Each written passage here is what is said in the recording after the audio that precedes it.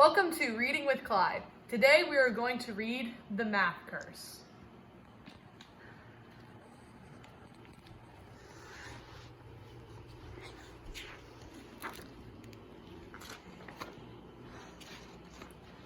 I love the introduction, but for time reasons we are going to skip it, but you can pause it and do these problems yourself. On Monday in math class, Miss Fibonacci says, "You know, you can think of almost everything as a math problem." On Tuesday, I start having problems. I wake up at 7:15. It takes me 10 minutes to get dressed, 15 minutes to eat my breakfast, and 1 minute to brush my teeth. Suddenly, it's a problem. If my bus leaves at 8 o'clock, will I make it on time? How many minutes in 1 hour? How many teeth in one mouth? I look in my closet and the problems get worse.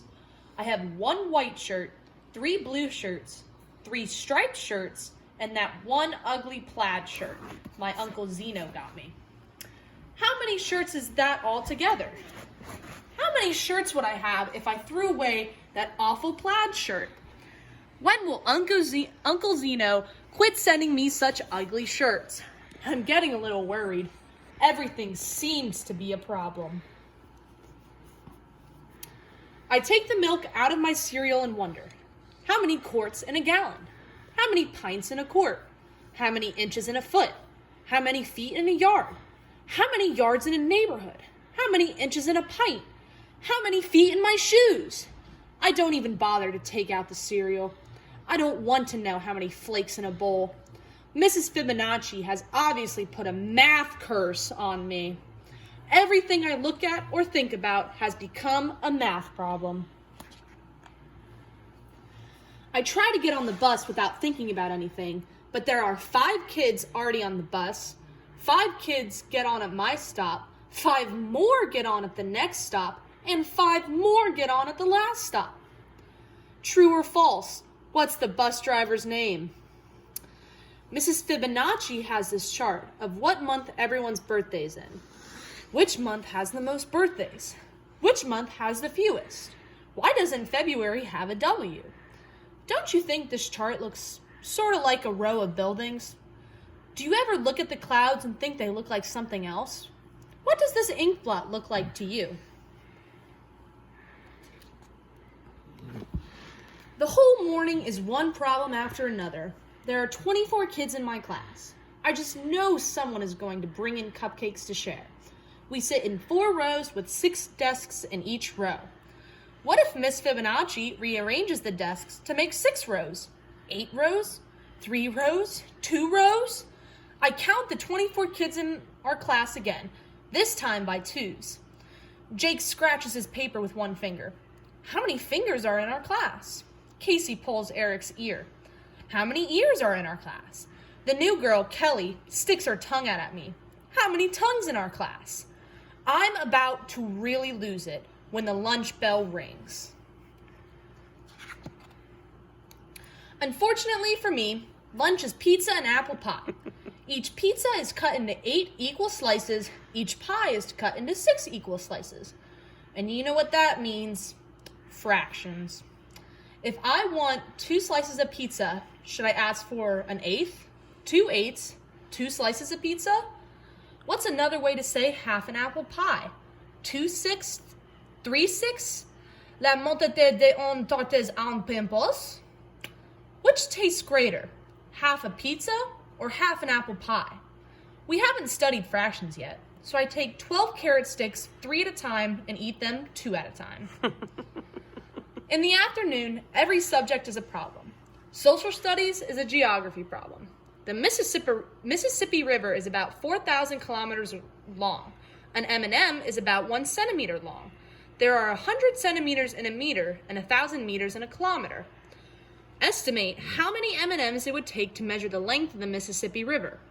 Estimate how many M&Ms you would eat if you had to measure the Mississippi River with M&Ms. Bonus. Can you spell Mississippi without any M&Ms? English is a word problem. If mail plus box equals mailbox, does lipstick minus stick equals lip? Does tuna fish plus tuna fish equal forna fish? Phys Ed is a sports problem. In 1919, Babe Ruth hits 29 home runs, batted at .322, and made $40,000. In 1991, the average Major League Baseball player hit 15 home runs and batted at .275 and made $840,000. Circle the correct answer. Babe Ruth is less than the average modern baseball player, Babe Ruth is greater than the average modern baseball player, or Babe Ruth is equal to the average baseball player. In art, we finally get to relax with a connect the dot picture. Here's my picture.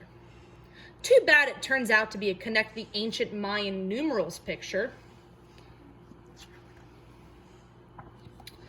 Math is just a total problem. Miss Fibonacci says there are many ways to count. She asks us to give some examples. Russell counts on his fingers. 1, 2, 3, 4, 5, 6, 7, 8, 9, 10. Molly says 2, 4, 6, 8, 10. Mrs. Fibonacci says, I always count 1, 1, 2, 3, 5, 8, 13. But on planet Tetra, kids only have 2 fingers on each hand. They count 1, 2, 3, 10. And on planet Binary, kids only have 1 finger on each hand. They count 1, 10. What are the next 5 numbers in each sequence above? Do you think Miss Fibonacci has been to the planet Tetra? How would you bowl if you lived on the planet Binary? We are just about to go home when Rebecca remembers the special birthday cupcakes her mom made. There are 24 kids in the class. Rebecca has 24 cupcakes. So what's the problem? Rebecca wants Mrs. Fibonacci to have a cupcake too. Everyone is going crazy trying to figure out what fraction of a cupcake each person will get. I'm the first person to figure out the answer. I raise my hand and tell Miss Fibonacci, I'm allergic to cupcakes. Everyone, 24, believes me and gets 1 cupcake. No one has to figure out fractions. I stagger out of school. I'm a math zombie now. I have to find something to break this math curse. I decide to try chocolate. My favorite candy bar is usually 50 cents. But guess what? Today it's for sale for 50% off. Negative b plus or minus the square root of b squared minus 4ac divided by 2a, where a is the number of letters in your first name, b is your age, and c is your shoe size. I decide to buy licorice instead. I pull out my money. I have a $5 bill, a $1 bill, a quarter, and a penny. George Washington is both on the quarter and the $1 bill. Abe Lincoln is both on the penny and the $5 bill. So which is true?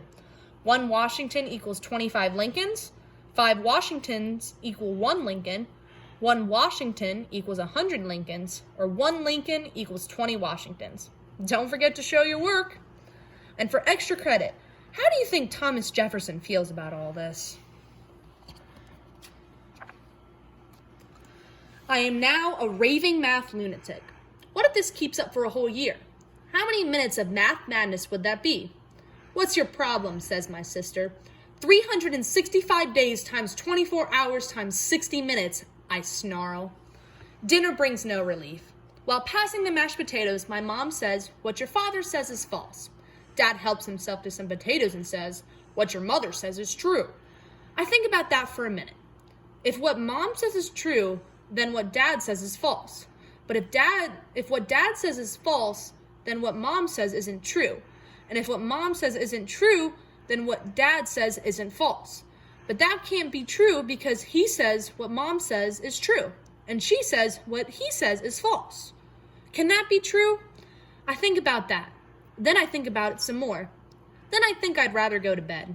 I undo 8 buttons plus 2 shoelaces. I subtract 2 shoes. I multiply times 2 socks and divide by 3 pillows to get 5 sheep. Remainder 1, which is all I need to count before I fall asleep. Then the problems really begin. I dream I'm trapped in a room with no doors and no windows.